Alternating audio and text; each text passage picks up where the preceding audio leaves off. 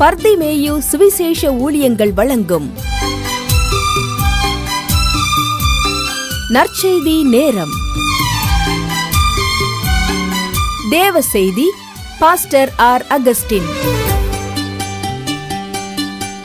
இந்த நாளில் உங்களோடு நான் பேசி வருகிறேன். ஐயா, எப்பேற்பட்ட மனுஷனுக்குள்ளும் ஒரு பலவீனம் உண்டு, அதிலிருந்து விடுதலை தேவனாகிய கர்த்தர் தரணும்.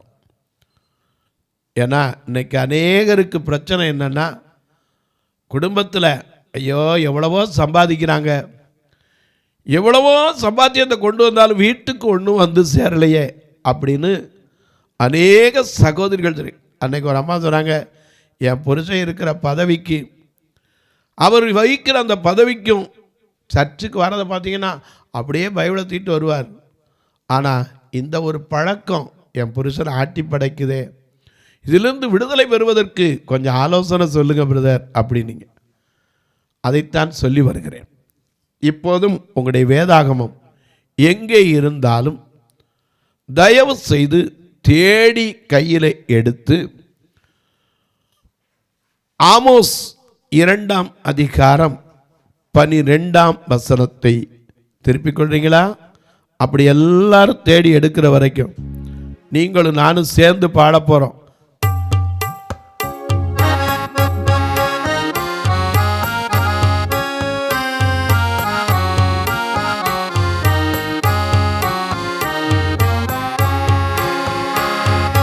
பகலில் மிக ஸ்தம்பமாயிருந்து இரவில்லக்கி நிஸ்தம்பமாயிருந்து, பகலில் மிக ஸ்தம்பமாயிருந்து இரவில்லக்கி நிஸ்தம்பமாயிருந்து, இரட்சகனாக இருந்து இரட்சகனாக இருந்து பதனே ஈரா பகலகாதி ஈரா பகலகாதி துதிப்போ துதிப்போ தூய தேவா, துதிப்போ துதிப்போ தூய தேவா, கதிப்பன தோடு கடனை பாதம் பணிந்து துதிப்போ, பாதம் பணிந்து துதிப்போ பதனே ஈரா பகலகாதி ஈரா பகலகாதி.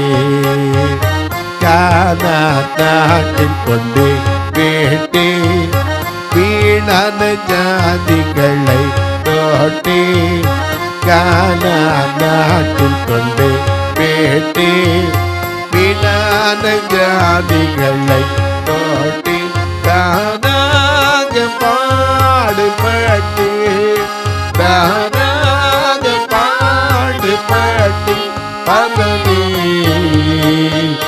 பேச பதானம் தந்து பேச துதிப்போ துதிப்போ தூய தேவா, துதிப்போ தூய தேவா, கதிப்பத தந்து கடனை பாதம் பணிந்து துதிப்போ, பாதம் பதனே ஈரா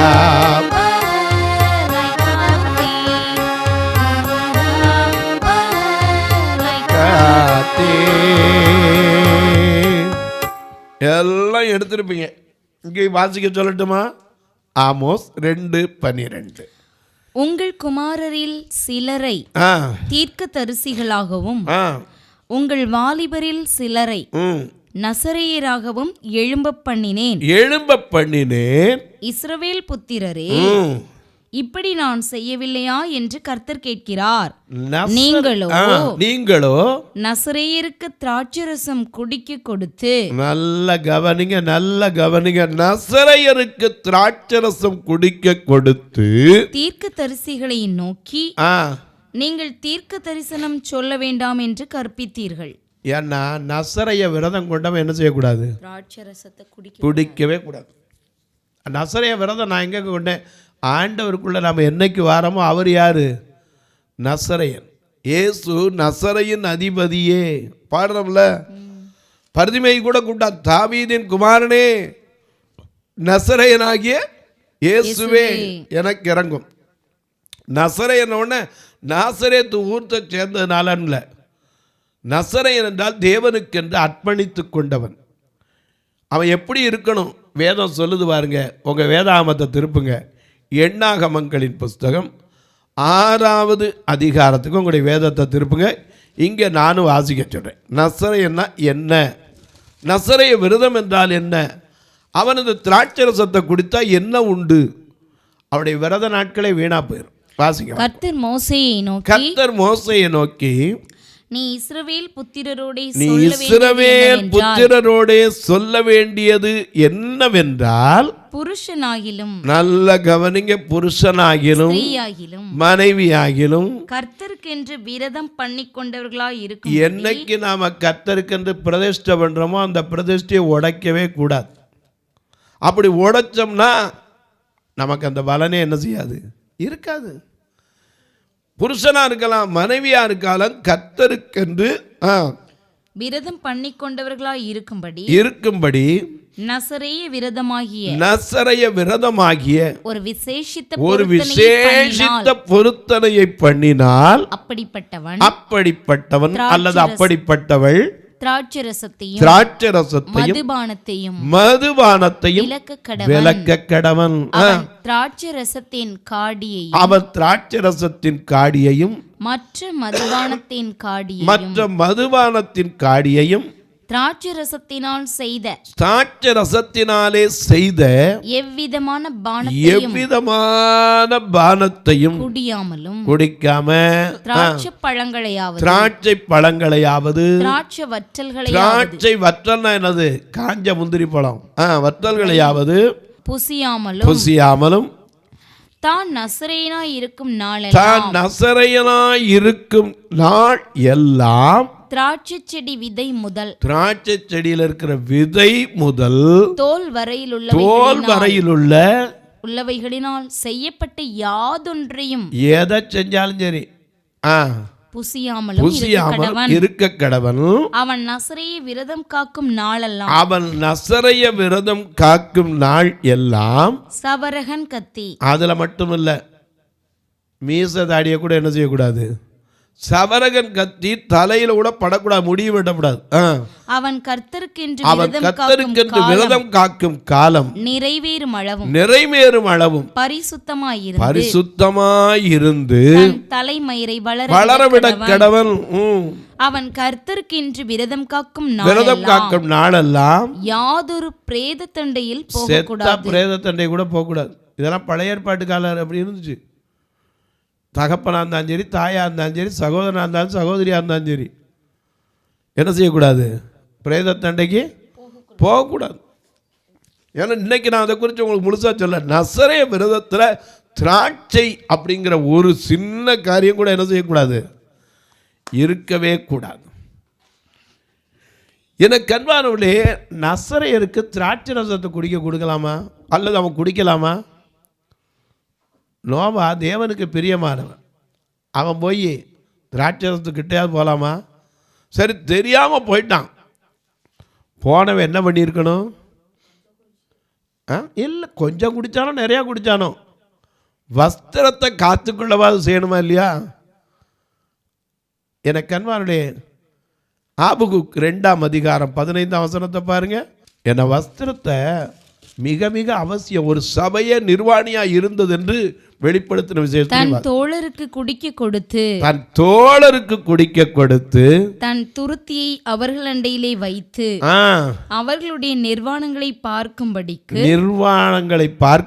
அவர்களை வெறிக்க பண்ணுகிறவனுக்கு ஐயோ. மறந்துடாதீங்க, ஒருத்தனை வெறிக்க பண்றவனுக்கு ஐயோன்னா வெறிக்கிறவனுக்கு அப்ப என்ன நிலைமை? மறந்துடக்கூடாது. அநேக நேரங்களில் நாம் பாடுவோம். என்ன பாடுறோம்? துன்பார்க்கேர் ஏதுவான வெறி கொள்ளாமல் தெய்வ மையத்தோடு என்றுமே. துன்பார்க்கேர் ஏதுவான வெறி கொள்ளாமல் தெய்வ மையத்தோடு என்றுமே.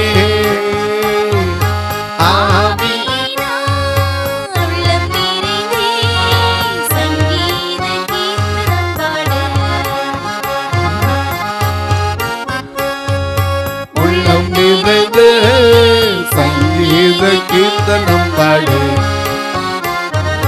நன்றியால் துதி பாடு, நம் இயேசுவையே உள்ளத்தால் என்றும் பாடு. நன்றியால் துதி பாடு, நம் இயேசுவையே உள்ளத்தால் என்றும் பாடு. நல்லவர் வல்லவர் போதுமானவர், வார்த்தையில் உண்மையுள்ளவர். நல்லவர் நல்லவர் போதுமானவர், வார்த்தையில் உண்மையுள்ளவர். நன்றியால் துதி பாடு, நம் இயேசுவையே உள்ளத்தால் என்றும் பாடு. நன்றியால் துதி பாடு. நம் இயேசுவையே உள்ளத்தால் என்றும் பாடு. ஐயா, துன்மார்க்கர் வெறி கொள்ளலாம், ஆனால் துன்மார்க்கருக்கு ஏதுவான வெறி என்ன செய்யக்கூடாது, ஒருத்தனும் கொள்ளவே கூடாது. இங்கே பார்க்கிறோம், அழகா எழுதுறாரு, வெறிக்க பண்ணுகிறவனுக்கு ஐயோ. மறந்துடாதீங்க. சிலர் பார்த்தீங்கன்னா ஒரே நாள் தானப்பா, ஒரு நாள் தானப்பா, களவும் கற்று மர கற்கமர எதையுமே தப்பு இல்லைப்பா, தொடலாம், அதுக்கப்புறம் விட்டுறணும் அப்படிமா. ஆனால் தொட்டா விடுமா? எனக்கு அன்பானுடைய முதல்ல விளையாட்டு போல தான் வரும். அதனால தான் சாலமோன் ஞானி எழுதியே வச்சிருக்கார், பாத்திரத்தில் பளபளப்பா இருக்கும், அதை நீ என்ன செய்யாத, பார்க்காத, முடிவில் உன்னை கடிக்கும். அது எப்படி கடிக்குமா? சர்ப்பத்தை பாம்பை போல நம்ம அவமானத்துக்குள்ள கொண்டு போய் விட்டுரும். எனக்கு அன்பானுள்ளே, இந்த நோவா தன் வஸ்திரத்தை கூட காத்துக்கொள்ளல. ஒரு தேவ மனுஷருக்கு வஸ்திரம் மிக முக்கியம். வெளிப்படுத்தல் 16:15 பாருங்க. வெளிப்படுத்தின விசேஷம் 16ஆம் அதிகாரம் 15 வசனத்தை பாருங்க. மிக அழகாய் எழுதி வச்சிருக்கேன். இதோ திருடனை போல் வருகிறேன், திருடனை போல் வருகிறேன், தன் மானம் காணப்படத்தக்கதாக, தன் மானம் காணப்படத்தக்கதாக, நிர்வாணமாய் நடவாதபடிக்கு, நிர்வாணமாய் நடவாதபடிக்கு விழித்துக்கொண்டு வெறிச்சுக்கொண்டு தன் வஸ்திரங்களை காத்துக்கொள்கிறவன் பாக்கியவான். வஸ்திரத்தை காக்கிறவனுக்கு என்ன பேரு? பாக்கியவான். நம்ம வஸ்திரத்தை என்ன செய்யணும்? காத்துக்கொள்ளணும். எப்போ தூங்குனா கூட சரி. அதனால தான் அம்மாமார் பொம்பளை பிள்ளைய சொல்லுவாங்க, ஏய் தூங்கும்போது நல்லா தூங்கு, படுத்துருப்பாங்க, சொல்லிக்கிட்டே இருப்பாங்க அடிக்கடி. அந்த பிள்ளைகளுக்கு என்ன செய்யும்? ஆமாம், இவங்களுக்கு எப்போவும் எதையாவது ஒன்று சொல்லிக்கிட்டே இருப்பாங்க. ஆனால் அப்படி இல்லை, வஸ்திரம் என்ன செய்யக்கூடாது, விலகவே கூடாது. ஆண்டவரே சொல்கிறார் வெளிப்படுத்தல் 3:17 ஒரு லபோதிக்கா சபையை பார்த்து சொல்றார். 3ஆம் அதிகாரம் 17ஆம் வசனத்தை பாருங்க. நீ நிர்பாக்கியம் உள்ளவனும், நீ நிர்பாக்கியம் உள்ளவனும், பரிதபிக்கப்படத்தக்கவனுமாய், தரித்திரனும் குருடனும் நிர்வாணியமாய் இருக்கிறதை அறியாமல் நான் ஐஸ்வர்யவான் என்றும் திரவிய சம்பந்தன் என்றும் எனக்கு ஒரு குறையும் இல்லை என்றும் சொல்லுகிறபடியா நான் நீ ஐஸ்வர்யவான் ஆகும்படிக்கு நெருப்பிலே புடமிடப்பட்ட பொன்னையும், அதான் விசுவாசம், உன் நிர்வாணமாகிய அவலட்சணம் தோன்றாதபடிக்கு நீ உடுத்திக் கொள்வதற்கு வெண் வஸ்திரத்தையும் என்னிடத்திலே வாங்கிக்கொள். நீ பார்வையடையும்படிக்கு கண்களுக்கு கலிக்க போடவும் வேண்டும் என்று உனக்கு ஆலோசனை சொல்லுகிறார். எனக்கு அன்பானுடைய அநேக நேரங்கள்ல வெறி கொள்றவனோட வெறி கொள்ள வைக்கிறவனுக்கு பெரிய பாவம். சிலர் பார்த்தீங்கன்னா கூட்டு போய் பழக்கி விட்டுட்டு அவன் கடைசியில் நான் என்ன சும்மா ஒரு நாள் விட்டுருவான்னு நினச்சேன், ஒரே நாளில் போயிடுன்னு நினச்சேன், இப்படி ஆவான்னு யாருக்கு தெரியும்? சொல்லவே கூடாது. எனக்கு அன்பானுடைய ஆரம்ப அற்பமாக தான் இருக்கும், முடிவு இந்த விஷயத்தில் சம்பூர்ணம் ஆயிடக்கூடாது. எப்போவுமே பாருங்கள், நம்ம நாட்டில் ஒரு பழமொழி உண்டு, ருசி கண்ட பூனை என்ன செய்யாது, விடுமா? திரும்ப திரும்ப ஒரு வீட்டில் நீங்கள் இன்றைக்கி கருவாட்டு குழம்பு வச்சு திறந்து விட்டு போயிடுறீங்க, திருப்பி அதே இடத்துக்கு என்ன செய்யும்? கண்டிப்பாக வரும். ஏன்னா இப்படி வச்சுருப்பாங்க தெரியும். சிலர் ஒரு மனுஷனை கொண்டு அப்படிப்பட்ட காரியத்தில் விடுறதுக்கு ரொம்ப பாடுபடுவாங்க. அதனால தான் இங்கே அழகாக எழுதி வச்சுருக்கார். ஆபகு 2:15 என்ன எழுதி வச்சுருக்காரு? வெளி கொள்ளுக வைக்கிறவனுக்கு ஐயோ, தன் தோழருக்கு குடிக்க கொடுத்து, தன் தோழருக்கு குடிக்க கொடுத்து, அவர்களண்டையிலே வைத்து, தன்னுடைய துருத்தியை அவர்களண்டையிலே வைத்து, அவர்களுடைய நிர்வாணங்களை பார்க்கும்படி, அவர்களுடைய நிர்வாணங்களை பார்க்கும்படி அவர்களை வெறிக்க பண்ணுகிறவனுக்கு ஐயோ. மறந்துடாதீங்க. ஏன்னா நம்முடைய முதல் மனுஷனாகிய ஆதாம் ஏவாள் வெறி கொண்டவங்க எப்போ தெரிஞ்சு? ஆதியாகமம் 2:25 பாருங்க.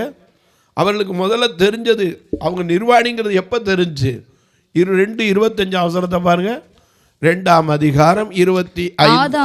ஆதாமும் அவன் மனைவியுமாகிய இருவரும் நிர்வாணிகளாய் இருந்தும் வெட்கப்படாதிருந்தார்கள். ஏன்னா அது வரைக்கும் அவங்களுக்கு என்ன இல்லை, என்னைக்கு தேவ கற்பனை நியாயப்பிரமாணத்தை மறந்து மீறினாங்களோ அவங்களுக்கு அன்னைக்கு என்ன வந்துருச்சு? நிர்வாணியா இருக்கோன்னு வெக்கம் வந்துருச்சு. 3:7 பாருங்க. அப்பொழுது அவர்கள் இருவருடைய கண்களும் திறக்கப்பட்டது, அவர்கள் தாங்கள் நிர்வாணிகள் என்று அறிந்தார்கள். அத்தி இலைகளை தைத்து. அதுக்கப்புறம் 11ஆம் வசனம் அதே அதிகாரத்துல, அதற்கு அவன், நான் தேவரீருடைய சத்தத்தை தோட்டத்திலே கேட்டு நான் நிர்வாணியாய் பயந்து ஒளித்துக்கொண்டேன் என்றான். உனக்கு நிர்வாணி என்று உனக்கு அறிவித்தவன் யார்? அறிவித்தவனை யார் கூப்பிடு? நான் உனக்கு சொடாதேன்னு சொல்ற தொட்டியா?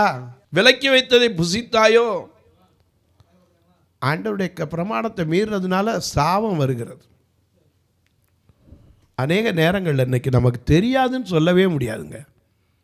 யாராவது இன்றைக்கி விஷத்தை போய் கொண்டாந்து சாப்பிடுவானா? அதில் எழுதியிருக்கு, குடியை கெடுக்கும், குடிப்பழக்கம் உடல் நலத்தை கெடுக்கும். எனக்கு அன்பானவர்களே, அநேக நேரங்களில் தெரிஞ்சும் இன்றைக்கி அதுலேருந்து மீள முடியாமல் அநேக மக்கள் இருக்காங்க. எத்தனையோ அடிக்ஷன் கில்லர்கள்லாம் வந்துருச்சு. ஆனால் எத்தனை அடிக்ஷன் கில்லர் வந்தாலும் மீட்டெடுக்க முடியலை. அப்போ எப்படிங்க விடுதலை வருகிறது? ஆண்டவர்கிட்ட தான் விடுதலை உண்டு. என்னைக்காவது கடைசியில் சொல்லுவான், ஐயோ நான் இனிமேல் விட்டுருவேன், இனிமேல் தொடமாட்டேம்மா. ஆனால் அடுத்த நாள் போய் எங்கே நிற்பான்? அங்கே தான் போய் நிற்பான். அறிந்து கொள்ளுங்கள், எவ்வளவு பெரிய மனுஷன்ட்டையும் இந்த பழக்கம் இருந்தால் அவனுடைய வாழ்க்கையில் ஆசீர்வாதமும் தங்குறதில்லை. எதை கொடுத்தினாலும் எதையும் செஞ்சு என்ன செய்வான்? அதுக்காக ஒரு பெரிய சங்கீத மேதை ஒரு தீய பழக்கத்துக்கு அடிமையானதுனால கடைசியில் அந்த போதைக்காக தன்னுடைய கற்ற கால மரியாதையெல்லாம் விட்டு போய் செய்யக்கூடாத காரியத்தை செய்ததெல்லாம் நாம் கண்டிருக்கிறோம். அறிந்து கொள்ளுங்கள், எப்போவுமே வெறி கொள்ளக்கூடாது, வெறி கொள்ள வைக்கவும் கூடாது. அநேக நேரங்களில் இது நமக்கு தெரியறதில்லை. திராட்சரசம் பரியாசம் பண்ணும், மதுபானம் அமளி பண்ணும். இந்த நோவாவுக்கு திராட்சரசம் குடித்தனால தான் பரியாசம் பண்ணுகிற அளவுக்கு அவனுடைய நிலை போனது. அதுவரைக்கும் கிருபை பெற்றவனாய் வாழ்ந்த, தெய்வ பயத்தோடு வாழ்ந்த, தேவனால் தெரிந்து கொள்ளப்பட்ட ஒரு மனிதனாய் இருந்த நோவா என்னைக்கு அந்த வெறி கொண்டானோ, தனக்கு நடக்கிறதே என்னன்னு தெரியாமல் போய் தன்னுடைய வஸ்திரமே விலகி கிடக்க, தன் தகப்பனுடைய நிர்வாணத்தை பிள்ளைகள் பார்க்கக்கூடாது இது எதுவோ அதை பார்ப்பதற்கு அவனே காரணமாகிவிட்டான். ஆனால் அவனுடைய பிள்ளைகளை சபிச்சிட்டான். தான் தவிர ஒத்துக்கிட்டானா? இல்லைங்க. ஏன்னா நம்முடைய வாழ்க்கையில் தான் ஆதாம் செஞ்ச தவிர, ஆமையா மனைவி கொடுத்தா நானும் தான் புசிச்சேன்னு சொன்னானா, நீர் கொடுத்த ஸ்திரியானவள் இதை எனக்கு கொடுத்தாள். அவன் சொன்னான், சர்ப்பம் என்னை வஞ்சித்தது. ஒருவரை ஒருவர் குற்றம் சாட்டுகிறோமா? அல்ல, அதிலிருந்து விடுதலை வர்றதுக்கு நாம் ஜெபிக்கிறோமா? இன்றைக்கு எத்தனையோ பேர் ஃபோன் பண்ணி கதறீங்க, கண்ணீர் விடுறீங்க, ஐயா இதிலிருந்து விடுதலை கிடைக்குமாயா, விடுதலை கிடைக்குமாயா? நிச்சயமா. அப்போ ஜெபிக்கிறதுக்கு நீங்களும் ஜெபிக்கணும். எங்கிட்ட கூட்டு கோடி சொல்லி சொல்லி பிரயோஜனம் இல்லை. நீங்களும் ஆண்டவரே எனக்கு இரக்கம் செய்யும். ஏன்னா அவர் யாரு? விடுதலை நாயகன், வெற்றியை தருகிறவர், நமக்குள்ளே இருக்கிறவர். நம்ம எங்கோ போண்டியதில்லை, இருந்த இடத்துலேருந்து ஆண்டவரே எனக்கு அற்புதம் செய்யும். ஏன்னா அவர் யார் நமக்கு தெரியுது. அண்டினோர் வாழ்வை இன்பமாய் மாற்றும் இயேசு அற்புதர் அற்புதர் அற்புதர் அற்புதர் இயேசு அற்புதர். அண்டினோர் வாழ்வை இன்பமாய் மாற்றும் இயேசு அற்புதர். அண்டினோர் வாழ்வை இன்பமாய் மாற்றுகிறவர் இயேசு. எப்பேற்பட்ட மனுஷனை!